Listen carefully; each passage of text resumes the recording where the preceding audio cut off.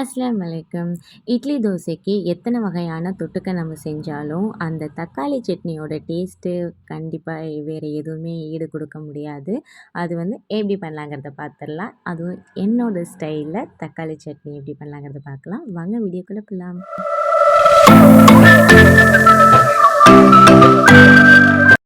2 குழிக்கரண்டி அளவுக்கு எண்ணெய் எடுத்துக்கிட்டேன். 1 டேபிள் ஸ்பூன் அளவுக்கு கருப்பு உளுந்து, வெள்ளை உளுந்து கலந்து எடுத்துக்கிட்டேன். ஒரு 10 பல் அளவுக்கு பூண்டும் எடுத்துக்கிட்டேன். இப்போ இது எல்லாத்தையும் வந்து நல்லா வதக்கிக்கலாம்.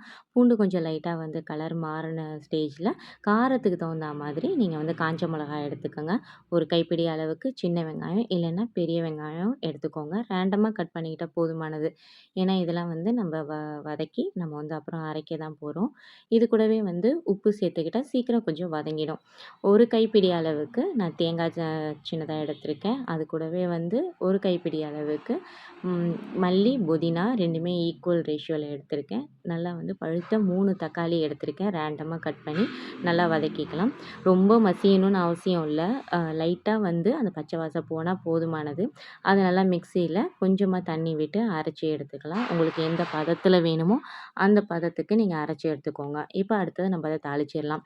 எப்போதுமே போல நம்ம தாளிக்கிற மாதிரி எண்ணெயில கடுகு, உளுத்தம் பருப்பு, காஞ்ச மிளகாய், கருவேப்பிலை, பெருங்காயத்தூள் எல்லாத்தையும் வந்து நல்லா வதக்கிட்டு, அது கூடவே நம்ம அரைச்சு வச்சிருக்கிற நம்ம தக்காளி பேஸ்ட்டையும் வந்து நம்ம ஆட் பண்ணிக்கலாம். அவ்வளோதான்.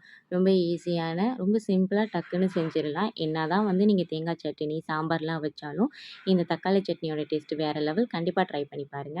தேங்க்ஸ் ஃபார் வாட்சிங்.